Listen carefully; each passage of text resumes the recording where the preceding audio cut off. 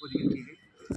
लगभग 3-4 घंटे तक परिजनों द्वारा गाँव में ही उसकी खोजबीन की गई। जब उनको कोई सफलता हाथ नहीं लगी, तब शाम 5 बजे के आसपास थाने में उसकी सूचना परिजनों द्वारा दी गई। क्योंकि बच्चा घटना एक 7 साल के बच्चे से संबंधित है, इसलिए घटना की गंभीरता को देखते हुए तुरंत अनुमंडल पुलिस पदाधिकारी सासाराम द्वारा थाना अध्यक्ष एवं पूरी टीम के साथ लोनी गाँव पहुँचा गया। पहुँचने के बाद परिजनों द्वारा जहाँ जहाँ आशंका जाहिर की गई कि बच्चा हो सकता है, उस हर एक घर की तलाशी ली गई। इसमें डॉग स्क्वाड की मदद ली गई। उसके बाद डीआईयू की टीम की मदद से जो गांव से बाहर निकलने के सारे रास्ते थे, उन रास्तों में जो सीसीटीवी कैमरे हैं उनकी जांच की गई। प्रारंभिक जांच में ये बात स्पष्ट हो गया था कि बच्चा गांव से बाहर नहीं गया है। कुछ आशंका के आधार पर कुछ वाहनों की भी जांच की गई, जिसके बारे में परिजनों द्वारा और ग्रामीणों द्वारा आशंका जताई गई, लेकिन पुलिस को इसमें कोई आगे सफलता हाथ नहीं लगी। उसके बाद सोशल मीडिया के माध्यम से, अन्य माध्यम से भी इसको प्रचारित किया गया कि बच्चे के संबंध में किसी स्थिति से कोई सूचना प्राप्त नहीं होने के बाद ये जो पुलिस की जांच है 27 और 28 को भी जारी रही। 29 तारीख की सुबह 8 बजे के आसपास परिजनों द्वारा सूचना दी गई पुलिस को कि बच्चे का शव उनके ही ग्रामीण सुनील सिंह के घर में के ऊपरी तल्ले में भूसे वाले कमरे में बरामद हुआ। तुरंत घटना की गंभीरता के मद्देनजर रखते हुए एफएसएल की टीम डॉग स्क्वाड को भी घटनास्थल पर भेजा गया और उस पूरे घर को सर्च करने के बाद जो वहाँ से प्रथम दृष्टया साक्ष्य प्राप्त हुए उनको प्राप्त करके संकलन करके जय श्री राम। और चूंकि मामला एक छोटे बच्चे से संबंधित था, तो विधि व्यवस्था की संभावनाओं एवं ग्रामीणों के बीच जो इसको लेकर भावना थी, उसको ध्यान में रखते हुए जिस घर में शव बरामद हुआ उस घर के सभी सदस्यों को सुरक्षा थाना लाया गया, जिसमें सुनील सिंह की पत्नी, उनकी 2 नाबालिग बच्चियाँ और बच्चे थे। उन सबको थाना लाकर सुरक्षा रखा गया। उनके अन्य रिश्तेदारों से भी संपर्क किया गया ताकि वो लोग सही तरीके से पुलिस को सहयोग करें।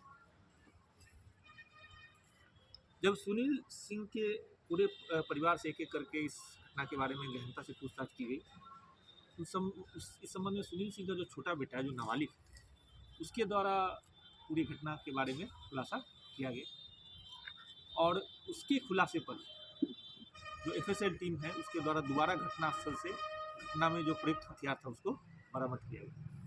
सुनील सिंह के छोटे बेटे से पूछताछ में बात स्पष्ट हुई कि 25 तारीख की शाम को दोनों भाई ने मिलकर यह योजना बनाई कि इस बच्चे को उठाना है और इसके परिजनों से पैसे की मांग करनी।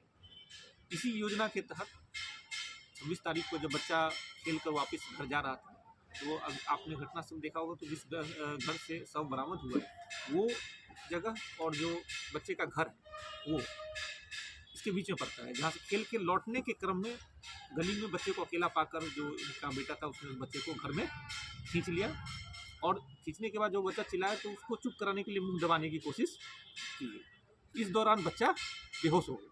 बेहोश हो जाने के बाद उसको ऊपर के कमरे में ले गए और पानी डालकर उस बच्चे को होश में लाया गया। होश में आती बच्चा फिर से इन दोनों को देखकर चिल्लाने लगा।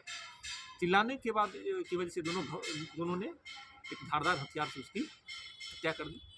हत्या करने के बाद घर का ही एक कंबल लाकर उसको लपेटकर उसी के ऊपर वाले कमरे में एक भूसा वाला घर है, उस भूसे में सबको छुपा दिया और वहाँ से खून साफ करके और जो हथियार था उसको साफ करके छुपा दिया।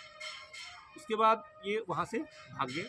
जो बड़ा भाई था, जो बालिग है, वो वहाँ से भाग गया और उसके बाद इंतजार करने लगा कि सबको जब रात में या फिर मौका मिलने पर छुपाने की कोशिश की जाए। लेकिन घटना के बाद घटना की गंभीरता को देखते हुए पुलिस और जो ग्रामीण थे वो अत्यंत सक्रिय हो गए, जिसकी वजह से पूरी रात भर पुलिस गांव में थी और गांव के सारे ग्रामीण भी सारे सड़कों पे तैनात थे और वो लोग सभी वाहनों का जांच कर रहे थे, जो भी सूचना पुलिस को दे रहे थे। इसकी वजह से उसको सबको छुपाने का मौका नहीं मिलता।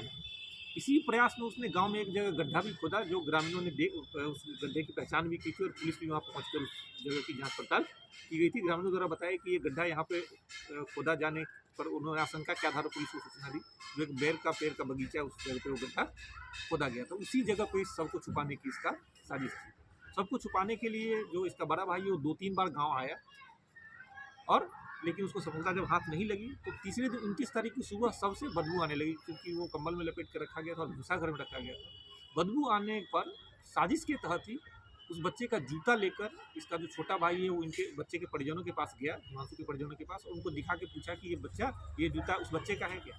जब ये उन्होंने इस बात उसको सत्यापित किया कि वो जूता उसी का है। तब उसके फूफा के द्वारा उस घर की तलाशी ली गई। उस क्रम में वहाँ से शव बरामद हुआ, जिसके बाद वहाँ से शव बरामद करके आगे की कार्रवाई की गई।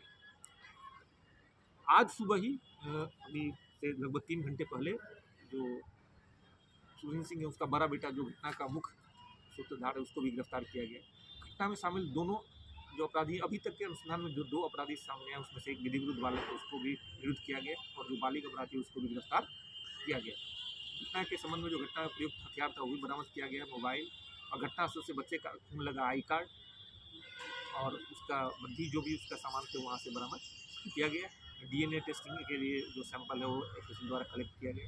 इस पूरे घटना में स्पष्ट रूप से वैज्ञानिक साक्ष्य, और इसको माननीय न्यायालय से अनुरोध करके जितनी जल्दी हो सके स्पीड ट्रायल करा के इसमें इतने स्पष्ट वैज्ञानिक साक्ष्य है कि इसमें अपराधी को सजा दिलाना बिल्कुल आसान काम है, जो हम लोग पूरे वैज्ञानिक तरीके से करेंगे और उनको सजा दिलाएंगे। इस पूरी घटना में ग्रामीणों की सक्रियता की वजह से और पुलिस का को जो उन्होंने सहयोग किया उसकी वजह से ये जो अपराधी था इस घिनौने कार्य को छुपाने में नाकामयाब रहा, और इसकी पोल खुल गई और ये समय रहते गिरफ्तार किया गया। बालिग लड़के को बालिग लड़के का नाम इसका बड़ा बेटा हमको विभोर कुमार उर्फ अंकुर कुमार, 19 वर्ष का है। विभोर उर्फ अंकुर। तो सर ये हत्या उसी दिन 26 तारीख को, ये आपको बताया कि जिस समय उठाया बच्चे को 1 बजे का जब खींच के अंदर ले गया, उसी समय ये हत्या कर दी गई। क्योंकि बच्चा चिल्लाने, पहले तो मुंह दबाया और बच्चा बेहोश हो गया, उसके होश में आया, फिर चिल्लाने लगा, तो तुरंत ये लोग घबराकर छुपाने के लिए मकसद फिरौती का था। लेकिन